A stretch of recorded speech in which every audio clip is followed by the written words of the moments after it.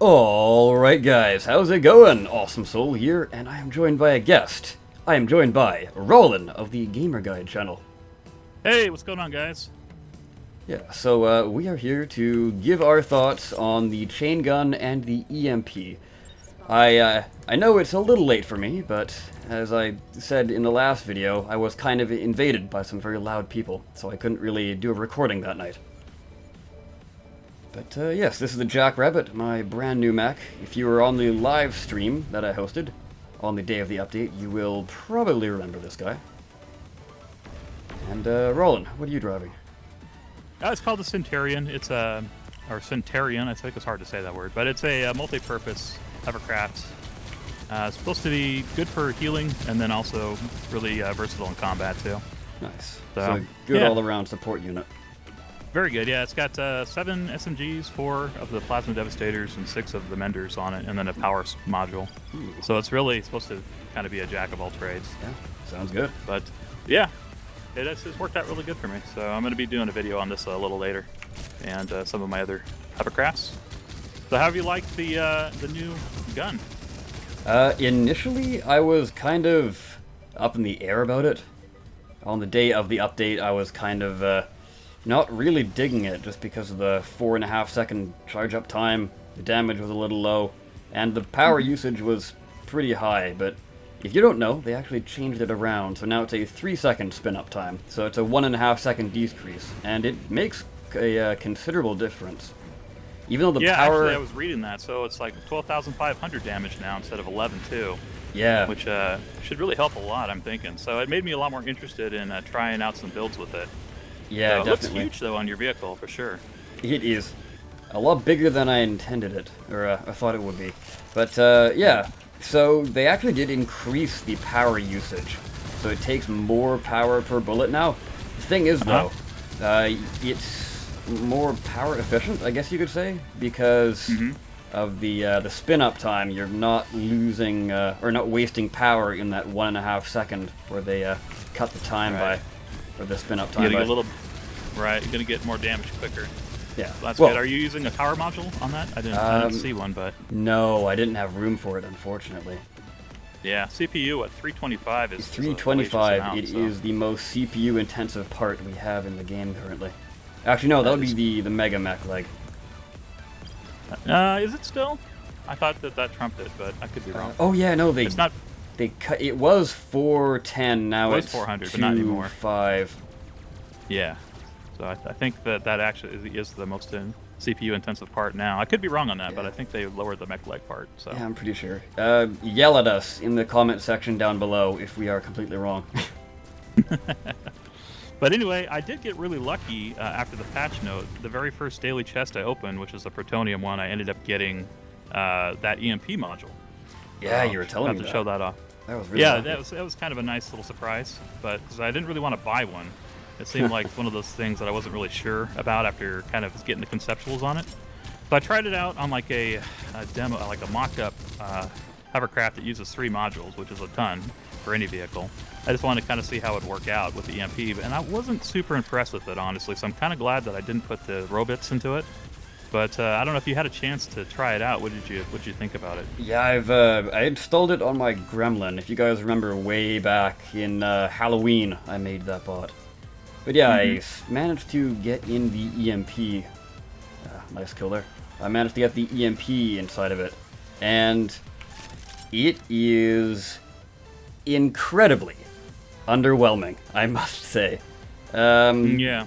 It's very hard to use, and I understand where FreeJam was sort of coming from when they said, you know, it could be like a deterrent in the same way that the lock-on missile launcher is sort of like a psychological warfare type of weapon.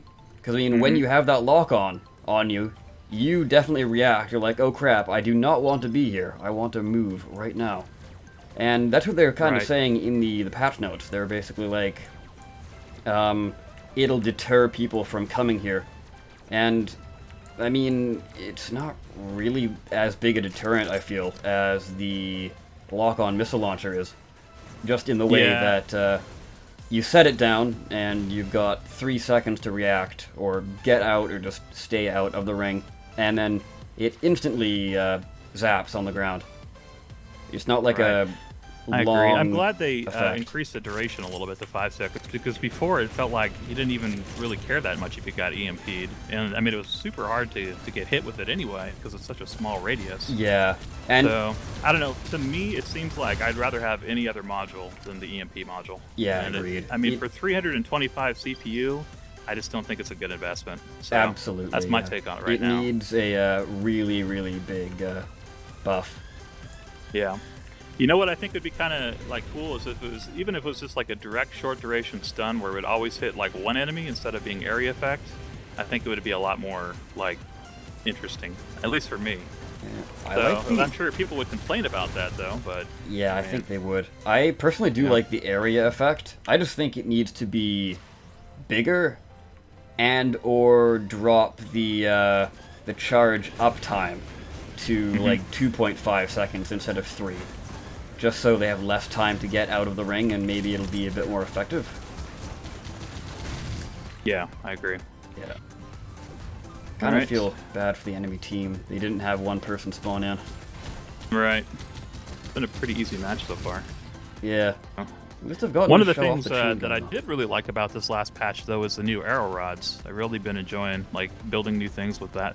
The arrow rods, mostly the diagonal ones, but the 3D ones too have been pretty cool. Especially like on this vehicle, I'm using 2 of them on the back for gun mounts, and actually 3 of them, all 3 different kinds. But I use them structurally too, and they are pretty interesting. So I've been having probably more fun with that than with the actual 2 new guns. Yeah, I've used them on a few bots, and I gotta say, they're actually really useful. Last kill. 11 kills. Very Nice nice. job. Hey, Yeah. you got top, though. Yeah, I was just trying to heal mostly that game. So, but yeah, good job, man. Yeah, You you were too. definitely putting a walloping on with those guns. Make me want to go out and buy some now. Oh, look at the damage. 11,000. Wow. Yeah, that's insane. Yeah, man. Yeah, I got an epic wheel. Nice. Hooray! So yeah, the chain gun's definitely a lot better than the EMP was. Which is, interestingly enough, the people saying that, oh my god, the EMP is going to be so overpowered when it was first introduced, were kind of proven wrong. And I have a feeling that Free Jam probably aimed for it to be kind of underpowered, just because of the reputation they've kind of built up. And I think they might have overdone it on the underpoweredness I agree. of it. I mean, right now it feels like it's laughably bad. It is, yeah. What do you think about like the Proto Seekers? I saw they got a little damage boost, and I think I was watching someone else's video, and they got like surprised by a Proto Seeker. It might have been Rosefall or something, and they were like, I was kind of surprised by the power output on it too. But I don't know. Have you tried them out since the buff, the relative buff? I've tried them out in practice mode. Not against any AI bots, but just the practice mode, just to see how much power they drain. And it takes about 4 seconds to drain your entire power bar, even with the power booster, if you have 4 of them on there. Holy cow. Yeah. Well, the damage is only, I think, improved by about 50%, and they were pretty pitiful before, but if you're going up against somebody with electroplates, it would be like a good utility, but I can't imagine having more than maybe 1 of 2, maybe 2 of them on a robot at the most, because of the CPU drain. Yeah. But I was thinking like an interesting combo would be using that Proto Seeker for electroplates and the chain gun together, so you could strip plates and then strip blocks. Yeah, in that but order. Even then, you can't really do that. I don't really know what Free Jam was thinking, because they kind of seemed like they're trying to turn it into like a homing close-range burst weapon, because, you know, the power usage is insane. But it just doesn't have the damage to be a burst weapon, and it uses all your power, so you can't use it as a secondary weapon, or like a backup weapon, is what I kind of got the vibe of it, or the vibe it was, basically, when it was first announced. And it's a primary weapon with the effectiveness of a secondary weapon. So like you were saying, you can't use it with anything else because it chews through your power. Right. It's like it's only good for electroplates. That's the only thing, the only utility. So if you have something like an entirely electroplated robot, then it could be dangerous. But who's going to spend 100 CPU for that one little piece of utility when you can spend it on like 4 SMGs or something, which are way better? Exactly. So I don't know. It needs some fine tuning. There was a poll they put out a while ago for things people would like to see put in Robocraft, and I remember one of the things that you could vote on was if Proto Seekers would leech life. And if they did that with the lower damage, but leech life from an opponent, that would make it at least a little bit more interesting, I think, because it would have some difference instead of just being like a crappy homing SMG. Yeah, agreed. So like it needs its own role, basically. Anything else would be really interesting, I think, as far as the Proto Seeker rework goes, though. Hey, you want to get into another game, or what do you think? Well, we can do that off screen, but I think we've kind of covered everything we want to talk about in this video, unless there's something you want to bring up. Not really. I was just thinking about like other conceptual weapons and stuff that they might be bringing in later. I was kind of curious. I was going to ask you what you had voted for, or what you wrote in when they were asking for like weapon ideas a while back ago. I mean, I know you always have good ideas for like legs and stuff on your channel. Yeah. And different parts for Robocraft. I was just wondering if you had like a special weapon you'd like to see put into the game. When they were that poll, I think I know what you're talking about. I actually added my really, really old concept. It was like one of the first things I posted to the forums. It was basically a shield that you can place down, but it would follow where your cursor is aiming at.